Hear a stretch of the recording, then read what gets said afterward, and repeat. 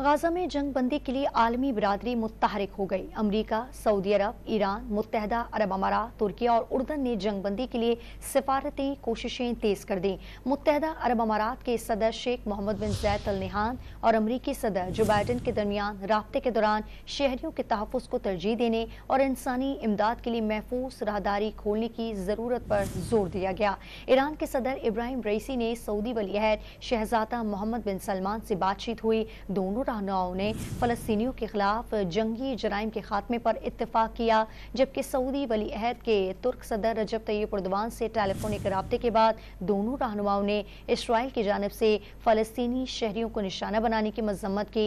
शाम के सदर बशार अल असद और ईरान के सदर इब्राहिम रईसी के दरमियान राब्ते के बाद दोनों रहनुमाओं की जानिब से फ़लस्तीनी अवाम की हिमायत का ऐलान करते हुए कहा गया कि फ़लस्तीनियों को दिफा का हक भी है और उनकी मज़ाहमत भी जायज़ है।